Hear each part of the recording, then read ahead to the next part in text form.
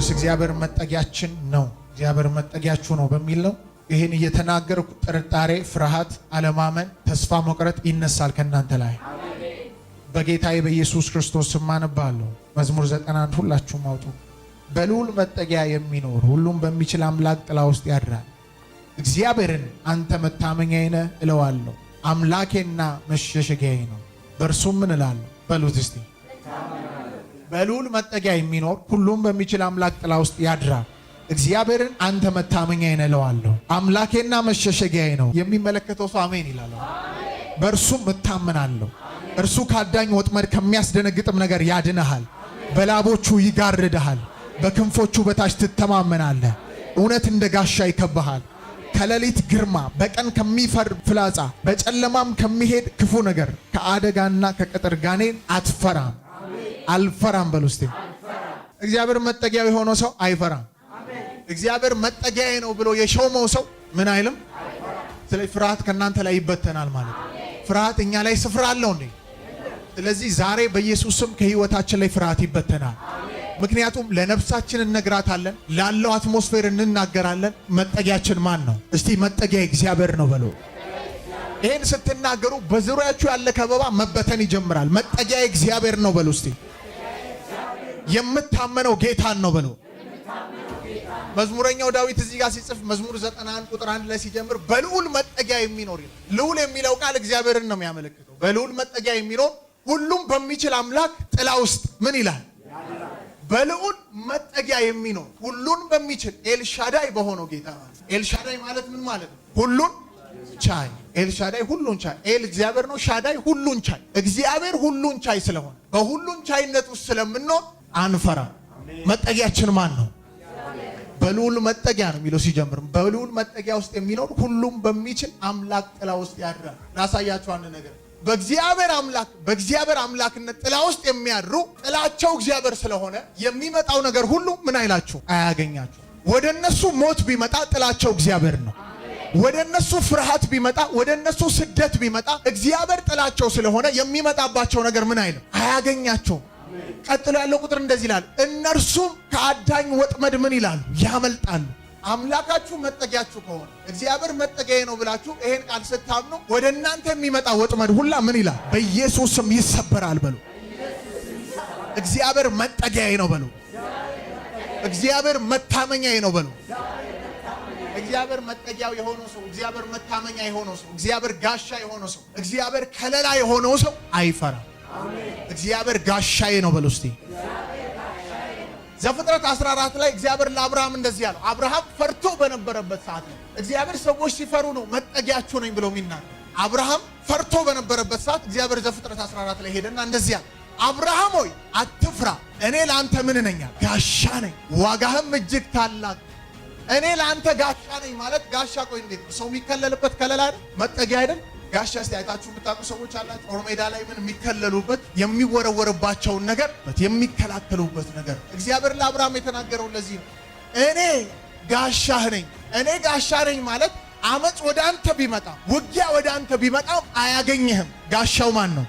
እግዚአብሔር ነው። ስለዚህ አብርሃም ፈርቶ በነበረበት ሰዓት ላይ እግዚአብሔር እንደዚህ አለው፣ እኔ ለአንተ ጋሻ ነኝ። እንደውም አለው ሲናገር እንደዚህ አለ፣ ኤሌዘር አይወርስም፣ ከጉልበት የሚወጣ ምን ይላል? አብርሃም ተስፋ ቃሌ ዘገየብኝ ብሎ እያጉረመረመ በነበረበት ሰዓት፣ እየፈራ በነበረበት ሰዓት ላይ እግዚአብሔር መጣና እንደዚህ አለው፣ አብርሃም ሆይ አትፍራ፣ እኔ ለአንተ ምን ነኝ? ጋሻ ነኝ፣ ዋጋህም እጅግ ታላቅ ነው። ዛሬ እየፈራችሁ ያላችሁ ሰዎች ጌታ እንደዚህ ይላችኋል፣ መጠጊያችሁ እግዚአብሔር ነው፣ መከታችሁ እግዚአብሔር ነው፣ መሸሸጊያችሁ እግዚአብሔር ነው። በልዑል መጠጊያ የሚኖር ሁሉም በሚችል አምላክ ጥላ ውስጥ ያድራል። መታመኛው እግዚአብሔር ነው፣ መጠጊያው እሱ ነው። እስቲ መጠጊያ እግዚአብሔር ነው በሉ። ስለዚህ በእናንተ ላይ የሐሰት መረጃ ሊታወጅ ይችላል። የሐሰት ነገር ወደ ህይወታችሁ ሊመጣ ይችላል። የሚመጣው ነገር እናንተን አይወርሳችሁም። ለምን ሲባል የእናንተ መጠጊያ እግዚአብሔር ነው። የእናንተ መጠጊያ እግዚአብሔር ከሆነ በህይወታችሁ ላይ የሚታወጁት አዋጆች፣ በህይወታችሁ ላይ የሚወጡ መርገሞች፣ ሟርቶች እናንተን ሊያገኙ እስቲ አይችሉም በሉ። እጃችሁን አንቀሳቅሱ ነው። ምክንያቱም መጠጊያ ማን ነው? ኧረ ኢየሱስ ጌታ ነው። መጠጊያችን ማን ነው? መዝሙር 46 ቁጥር 1 እና 2 ሲናገር እንደዚህ ይላል፣ አምላካችን መጠጊያችን ኃይላችን። አምላካችን ምንድን ነው? መጠጊያችን ነው፣ ኃይላችንም ነው። ባገኘን በታላቅ መከራ ረዳታችን ነው። ታላቅ የሚባል መከራ አለ ማለት ነው። ታናናሹን መከራ ወንድምህም ወይም ደግሞ አባትህም ሊፈታው ይችላል። ታላላቅ መከራ በህይወታችሁ ላይ ሲመጣ ሰው ሁላ ፊቱን በሚያዞርባችሁ ሰዓት መጠጊያችሁ እግዚአብሔር ግን የእናንተን ነገር ይፈታዋል። ሰው በማይረዳችሁ ቦታ ላይ በሚደርስባችሁ እያንዳንዱ ነገር እግዚአብሔር ዛሬ እንደዚህ ይላችኋል፣ አትፍሩ፣ እኔ መጠጊያችሁ ነኝ። ለጠላት አሳልፎ አይሰጣችሁም። እግዚአብሔር መጠጊያዬ ነው ብላችሁ አውጁ እስቲ። ዛሬ ይሄን ቃል የምናገረው እግዚአብሔር ፍርሃትን ከአንዳንዳችሁ ላይ ስለሚያነሳ የቆሬ ልጆች ሲናገሩ እንደዚህ ያሉ፣ አምላካችን ኃይላችን፣ መጠጊያችን፣ ባገኘን በታላቅ መከራ ረዳታችን ነው። ቁጥሩ 2 ሲጀምር እንደዚህ ይላል፣ ስለዚህ ምድር ብትናወጥ ተራሮች ወደ ባህር ልብ ተነቅለው ቢወሰዱ እኛ ምን አንልም አሉ። እነዚህ ሰዎች ባላቸው ብርታትና ባላቸው አቅም ባላቸው ጡንቻ ተማምነው አይደለም። መጠጊያቸውና ኃይላቸው እግዚአብሔር ስለሆነ ለምን የቆምንበት ምድር ቢናወጥ እንኳን አይደለም ችግር አይደለም መከራ ቢደርስብን የቆምንበት ምድር ለምን ሼክ አያረግም? የቆምንበት ተራራ ተነቅሎ ወደ ባህር ለምን አይገባም? እኛ ግን ምን አንልም አሉ። አረ አንድ ሰው እጁን ዘርግቶ አንፈራም ብሎ ያውጅ።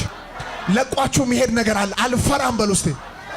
ይሄን በመንፈስ ካልሰማችሁት ስቃችሁኝ ነው የምትሆኑት። ምድር እየተናወጠ ተራራ የቆመበት ተራራ ተነቅሎ ዋው ሲገባ ሰዎቹ የት ይሄዳል? እኛ እዚህ ጋር ምድር ቢናወጥ እዚህ ጋር እኔ አልፈራም ብሎ ቁጭ ማለት ነው። እግዚአብሔር መጠጊያዬ ነው ብሎ የሚያምን ሰው በመንፈስ የሚያስብ ሰው አይደለም በዙሪያ ያለው ከበባ ሊያስፈራው መጥቶ ቢናጥ የቆመበት መሬት ቢንቀጠቀጥ የቆመበት ተራራ ተነቅሎ ወደ ባህር ቢወሰድ አየር ላይ ቀረ ማለት እኮ ነው። ግን ምን አይልም። እስቲ ድገሙና አልፈራም በሉ። አንድ ነገር ገባኝ። እነዚህ ሰዎች የቆሙበት ምድር ቢናወጥ የቆሙበት ተራራ ተነቅሎ ወደ ባህር ቢገባ የማይፈሩበት ምክንያት ምንድን ነው? አንደኛው እግዚአብሔር መጠጊያቸው እንደሆነ ስላመኑ ሲጀምሩ ተናግረዋል። መልሰው ታራሳቸው። እግዚአብሔር መጠጊያችን ነው፣ ኃይላችን ነው። ሌላው ደግሞ የቆሙበት መሬት ቢፈራርስ እንኳን የቆሙበት ተራራ ቢፈራርስ አምነውት የቆሙበት ነገር የኔ ነው ብለው የያዙት ነገር የኔ ቦታ ነው ብለው የቆሙበት ነገር ቢከዳቸው፣ ወዳጅ ቢከዳሽ ሊሆን ይችላል። የምታምኙ ሰው ከአንተ ላይ ተነጥለው ቢሄድ እንኳን ምን ማለት የለብህም፣ መፍራት የለብህም። ምክንያቱም መጠጊያ ማን ነው? ስለዚህ እነዚህ ሰዎች እግዚአብሔር ዓለማትን ሲፈጥር የተጠቀመበትን ቃል ከተፈጠረው ነገር በላይ ያምኑት ነበር። ይሄ ምን ማለት ነው? እግዚአብሔር ዓለማትን ሲፈጥር ሰማይ ይሁናል፣ ምድር ምን ይልበላል ይሁናል። ይሄን ቃል እንግዲህ ምድር የቆመችው ምን ላይ? የእግዚአብሔር ቃል ላይ ነው። ምድር ትሁን ስትባል እኮ ምድር ተሰርታ አይደለም የመጣው። የእግዚአብሔር መንፈስ በውሃ ላይ ሰፍሮ ነበር። እግዚአብሔር ሲናገር ምድር ሆነ። ምድር በቃሉ እንደመጣች ስለሚያውቁ እነሱ የቆሙበት ምድር ሳይሆን በቃሉ እንደቆሙ ስለሚያውቁ እግዚአብሔር መጠጊያችን ስለሆነ አንፈራም አለ። አረ ኢየሱስ ጌታ ነው። ብዙዎች ይሄ ነገር ሊወርሰኝ ነው፣ እግዚአብሔር የተናገረኝ ይሄ ነው፣ ይሄ ነገር ሊወርሰኝ ነው እያላችሁ እየፈራችሁ ያላችሁ ሰዎች አላችሁ። እግዚአብሔር እንደዚህ ይላችኋል፣ መጠጊያችሁ እኔ ነኝ። ዳዊት እንደዚህ ያለ፣ እኔ አልታወቅም፣ እግዚአብሔር ምን ነዋል? መጠጊያዬ ነው። እግዚአብሔር መጠጊያ የሆነ ሰው አይታወቅም። እግዚአብሔር መጠጊያ የሆነ ሰው አይፈራም። ምክንያቱም መጠጊያችሁ ማን ነው? አንድ ሰው ዣንጥላ ይዞ ወጥቶ የሚዘንበው ዝናብ ራሱን ጭንቅላቱን ያገኘዋል። ለምን ሲባል ጥላ ይዞ እየሄደ ነው ያለው አይደል? እንደዚህ ሁላ እሺ፣ አንድ ሰው ሰፋ አድርጌ ኤግዛምፕል ልስጥ። አንድ የአንድ ሀገር ጠቅላይ ሚኒስትር በሚኖርበት ቦታ እየተጠበቀ ነው፣ የተለያየ ነገር እየተሟላለት ፋሲሊቲ እየተሟላለት ነው የሚኖር። ያ ሰው ከዛ ወጥቶ ከተመደበለት ነገር ወጥቶ ውጪ ላይ ሊገኝና ሊገሉት የሚፈልጉት ሰዎች ቢኖሩ በቀላሉ ሊገሉት አይችሉም። ግን በጥበቃ ውስጥና በዛ ፕሮቴክሽን ውስጥ እያለ ሊገሉት ይችላሉ ነው። የምድር ያለው ጥበቃ የምድር ያለው ጥላ እንደዚህ ከሆነ የሰማያዊው ጥላ እንዴት አብዝቶ ይበዛል። እናንተ ላይ የሚሰራ ስራ በእግዚአብሔር ጥላ ውስጥ ከሆናችሁ እናንተ ላይ ይከናወናል። መጠጊያችሁ እግዚአብሔር ከሆነ እናንተ ላይ የሚሰራ ስራ መርገፍ ይጀምራል። ለዚህ እኮ ነው ዳዊት ሲናገር በእባቡና በጊንጡ ላይ በእባቡና በአንበሳው ላይ ምን ትላለህ? ትጫማለህ፣ አንበሳና ዘንዶውን ትረግጣለህ። ኧረ ኢየሱስ ጌታ። እግዚአብሔር መጠጊያው የሆነ ሰው ሲወጣ በቀን ከሚበር ፍላጻ አይፈራም። ማታ ማታ ሲገባ ወይም ማታ ማታ ሲወጣ በሌሊት ካለ ግርማ አይፈራም። ለምን ሲባል መጠጊያው ማን ነው? የእግዚአብሔር መጠጊያ እግዚአብሔር መጠጊያችን ነው ሲባል እግዚአብሔር ጥላችን ነው ሲባል ቀን ቀን ብቻ ነው? ሁሉ ቀን ህይወታችንን ለጌታ አሳልፈን ከሰጠንበት ቀን ጀምሮ መጠጊያችን ማን? በገባህበት ቦታ ምን ማለት የለብህም፣ መፍራት የለብህም። እስቲ ፍርሃት በሉ ከኔ ላይ ጥሎ ይሄዳል፣ አሁን ይሄዳል በሉ። የብዙዎቻችን ተስፋ ቃል የብዙዎቻችሁ ተስፋ ቃል ያልተፈጸመበት ምክንያት ከፍርሃት የተነሳ ነው። ሰው በሚፈራበት ጊዜ በእጁ ላይ የተሰጠውን ስልጣን መጠቀም አይችልም። ነገር ግን አምላኩ መጠጊያው እንደሆነ ሲያስብ እግዚአብሔር መጠጊያዬ ነው፣ በዙሪያው የፈለገ ከበባ ቢመጣ ከበባውን እያየ እግዚአብሔር መጠጊያዬ ነው፣ በዙሪያዬ ከከበበኝ ይልቅ ስለኔ እግዚአብሔር የላካቸው የሰማይ ሰራዊቶች ይበዛሉ የሚል ሰው። አረ ኢየሱስ ጌታ ነው።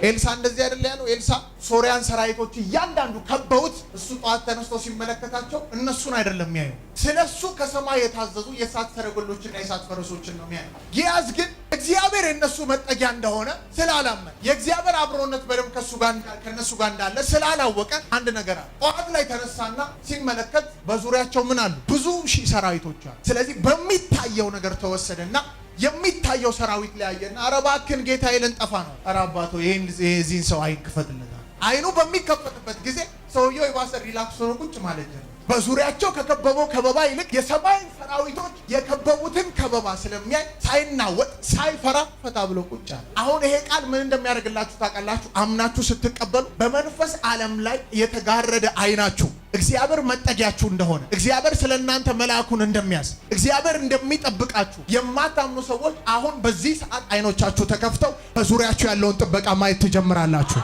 አረ ኢየሱስ ጌታ ነው። ጩሁና አሜን በሉ። ብርሃን እኮ በገባበት ቦታ ጨለማን ያሸንፋል።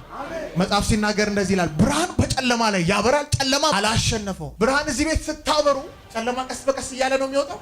ግማሽ ቀስ ብሎ ወጥቶ ግማሽ ቀስ ብሎ ነው እንደሚወጣው።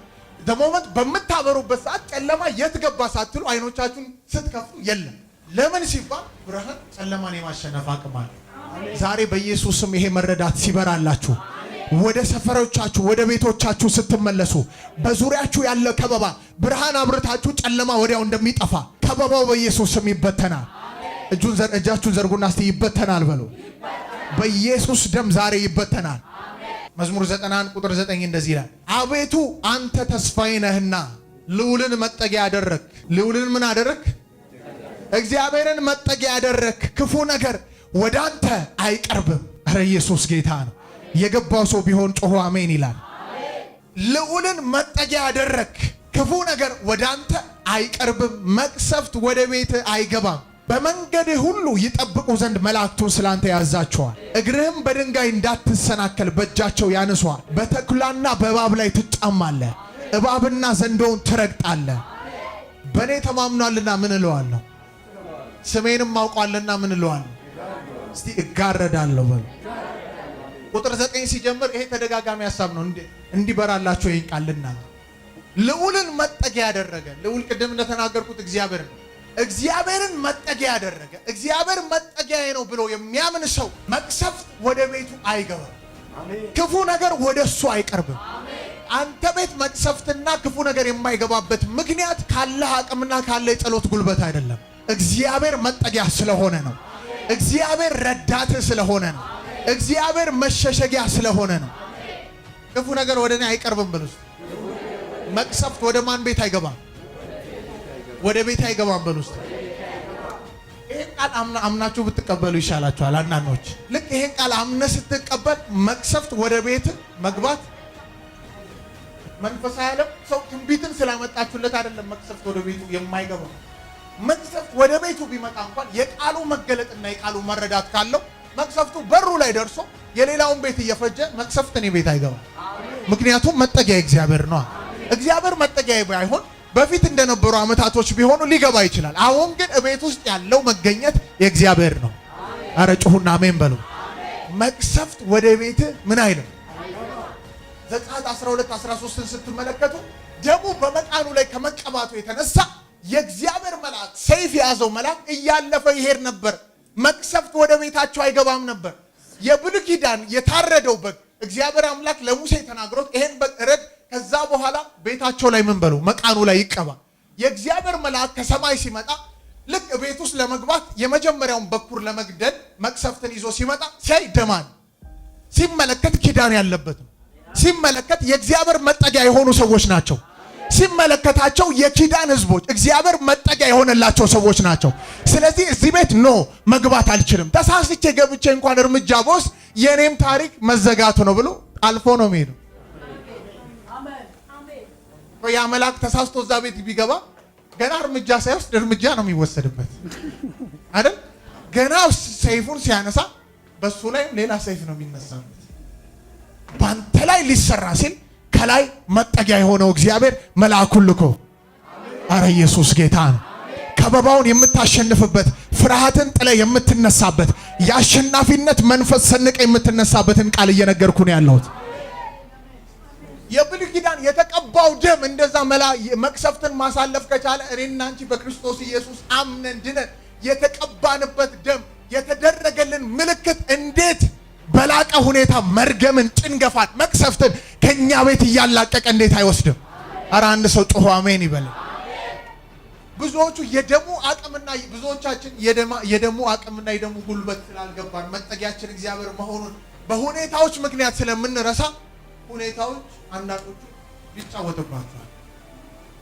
ግን በሞመንት ጠላት የሚፈራውን ነገር ልንገራችሁ። የእግዚአብሔርን ቃል ስላንተ የተጻፈው ስላንተ የተደየ ያለውን ስልጣን አምነ ተቀብለ መረዳቱን ይዘ እኔ የበላይ እንጂ የበታች አይደለም። እኔ ቤት መቅሰፍት ሊሰለጥን አይችልም። እኔ ቤት ጭንገፋ ሊገባ አይችልም። አረ ኢየሱስ ጌታ። እስቲ አይገባም በሉ። እኔ ቤት ምልክት አለ በሉ። አንተ ቤት ምን አለ? የማን ምልክት? ስለዚህ ፍርሃት ምንድን ነው? አላስፈላጊ ነው። ዛሬ በኢየሱስ ስም ጥሏችሁ ይወጣል። ሰው በህይወቱ ላይ ታምራት እንዳያይ ራሱ ያደርጋል ፍርሃት። የተነገረላችሁ ቃል ውስጥ እንዳትገቡ ያደርጋል ፍርሃት። መንፈሳዊ ዓለም ላይ እግዚአብሔር ያየላችሁ ቦታ ላይ እንዳትደርሱ ያደርጋል ፍርሃት። መንፈሳዊ ሰው አሁን ቃል እየሰማኝ ያለው ሰው ዛሬ በጌታ በኢየሱስ ክርስቶስ ስም ፍርሃት ከሱ ላይ ይሄዳል። ይሄዳል። እስቲ በሉ እኔ ቃል ያለኝ ሰው ነኝ በሉ እስቲ። የሚወርሰኝ የተነገረልኝ ነው። አንዳንድ ሰው በቃ ጫፍ ላይ ሲደርስበት አንዳንድ ነገር በቃ የፈራሁት ነገር ሊሆን የፈራሁት ነገር ሊወርሰኝ ራሱ ላይ መርገም ቃል ሲናገር ማለት ነው። በጌታ በኢየሱስ ስም በሉ እስቲ መጠጊያዬ የሆነው እግዚአብሔር የተናገረልኝ ነገር ይሆናል። እግዚአብሔር ለአብርሃም ዋሸው። አብርሃምን መጥቶ እኔ ላንተ ጋሻ ነኝ፣ እኔ ላንተ መጠጊያ ነኝ፣ ልጅን እሰጥሃለሁ ብሎት አትፍራ፣ የኤሌዘር ልጅ ኤሌዘር አይወርስም፣ የደማስቆ ልጅ ኤሌዘር አይወርስም፣ አትፍራ ብሎት እግዚአብሔር ዋሸው። ከጥቂት ቻፕተር በኋላ እሱ ራሱ መስመሩን ስቶ ወደ አጋር ሲገባ ታያለ። እግዚአብሔር ግን የማይዋሽ አምላክ ስለሆነ ሰዓቱን ጠብቆ ጊዜውን ጠብቆ ወደ አብርሃም እንደመጣ እግዚአብሔር እንደተናገረው ሳራን አሰባት። ሳራም ወንድ ልጅ ወለደች እንደሚል ጌታ የተናገረላችሁ ቃል ይሆናል። እግዚአብሔር ይዋሽ ዘንድ ሰው አይደለም። አትፍሩ ወገኖቼ፣ እግዚአብሔር የተናገራችሁ ቃል ይፈጸማል። እስቲ የተናገረኝ ቃል ይፈጸማል በሉ። ቃሉ ከሚያልፍ ሰማይና ምድር ቢያልፍ ይቀላል። ሁኔታው ራሱ ጌታ ምስክር። አንዳንዴ እናንተ እኛ ክርስቲያኖች በሁሉ ነገር ጠንክረን ፍርሃት ከህይወታችን ላይ ዲሳፔር በሚያደርግበት ሰዓት እግዚአብሔር መጠጊያዬ ነው ብላችሁ ስትናገሩ ጠላት በምንም አይነት መንገድ እንደማያሸንፋችሁ ያለ እናንተ ላይ ኢንቨስት የሚያደርገውን ነገር እንደው ወደ ሌላ ነገር ላይ ነው ሄዶ የሚያደርገው። ተስፋ ይቆርጣል። እግዚአብሔር መጠጊያዬ ነው ካለ ምንድን እኔ ምን እሰራለሁ ብሎ ነው የሚሄደው። አረ ኢየሱስ ጌታ ነው። መጠጊያችን ማን ነው? መሸሸጊያችን ማን ነው? ኃይላችን ማን ነው? መደገፊያችን ማን ነው?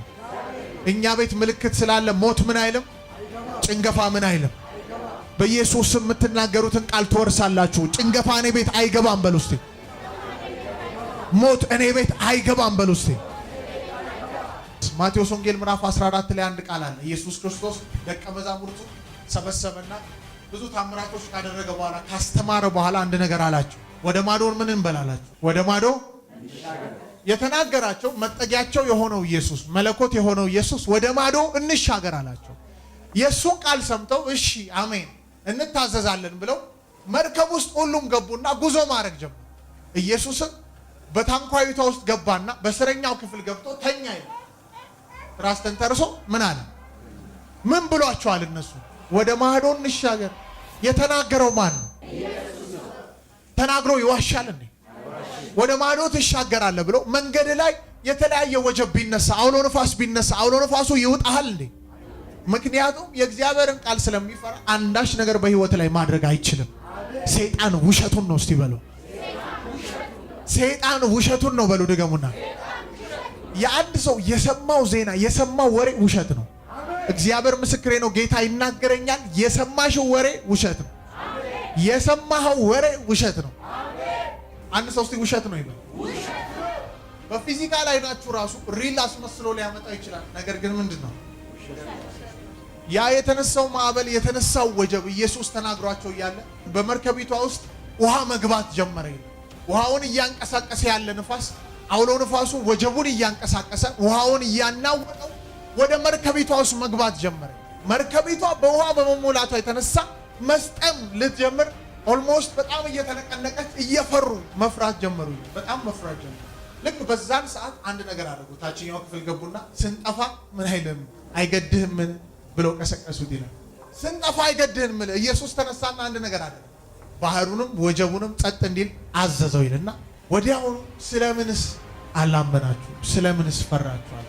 ይህ ምን ማለት ነው? በኢየሱስ ቋንቋ ውስጥ ይህን ቃል ስትመለከቱት ይሄ ወጀብ የሚወርሳችሁ አይደለም። ይሄ ወጀብ የሚያጠፋችሁ አይደለም። ስለምን ፈራችሁ? እኔ ከእናንተ ጋር ሆኜ እያለሁ ስለምን ፈራችሁ? ዛሬ ፍርሃት በጌታ በኢየሱስ ስም ከእናንተ ላይ ይነሳል። ከቤተሰባችሁ ላይ ይነሳል። ከእኔና ከቤቴ ላይ በሉ እስቲ ፍርሃት በኢየሱስ ስም ተነሳ። ድገሙና ተነሳ በሉ። ጴጥሮስ ኢየሱስ ክርስቶስ በውሃ ላይ ና ሲለው ምን አለ? መራመድ ጀመረ። ና የሚለውን ቃል አምኖ የኢየሱስን ቃል አምኖ የሱ ቃል እስከ መጨረሻው እንደሚያደርሰው አምኖ ወጣ። ነገር ግን ከፍርሃት አንጻር ጴጥሮስ በወጀቡ ላይ ያለውን ድምፅ ተመለከተና በዙሪያ ያለውን ከበባ ተመለከተና ኢየሱስን ከማየት ይልቅ ወጀቡን አየና ወጀቡን ልክ በሚመለከትበት ጊዜ ምን ማለት ጀመረ? መስጠም ጀመረ። ጴጥሮስ የሰጠመው የእግዚአብሔር ወይንም የኢየሱስ ቃል መጠጊያ የሆነው የኢየሱስ ቃል ደክሞ ወይንም ላልቶ አይደለም። ጴጥሮስ የሰጠመበት ምክንያት ካለማመኑና ከመፍራቱ ምክንያት ነው። እግዚአብሔር ቃል ተናግሮታል። በህይወታችሁ ላይ አንዳንዶቻችሁ ብዙ ቃል ያላችሁ ሰዎች አላችሁ። ያልወረሳችሁበትን ምክንያት እግዚአብሔር እየተናገራችሁ መጠጊያችሁ እርሱ ነውና አትፍሩ። ከዛሬ ቀን ጀምሮ ከላያችሁ ላይ ፍርሃት ሲበተን ከነገ ጠዋት ጀምሮ የእናንተ ቃል መፈጸም ይጀምራል። በኢየሱስ ደም መፈጸም ይጀምራል። ይህ እንዴት ይሆናል የሚባል ነገር ከእናንተ ውስጥ በኢየሱስ ስም ዛሬ ወጣ። እንዴት አልፈዋለሁ? እስቲ አልፈዋለሁ በሉ። እንዴት አልፈዋለሁ አልልም በሉ። እንዴት አሸንፋለሁ አልልም።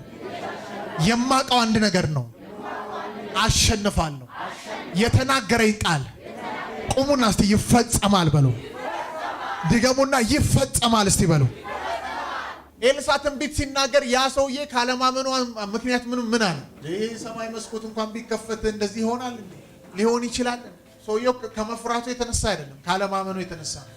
ብዙዎቻችን ከመፍራታችን የተነሳ ይሄ በዙሪያችን ያለው ነገር ይበተናል እንዴ? አዎ ይበተናል። አጠገባችሁ ያለውን አዎ ይበተናል በሉት። ያወራህ ነገር ይፈጸማል በሉት። በኢየሱስ ደም ከዚህ ቀን ጀምሮ የእናንተ ነገር እንዲፈጸም እግዚአብሔር መላእክቶቹን ይልካል። ፍርሃት ከእናንተ ላይ ከመነሳቱ የተነሳ ከመገኘቱ የተነሳ የእናንተ ነገር መፈጸም ይጀምራል።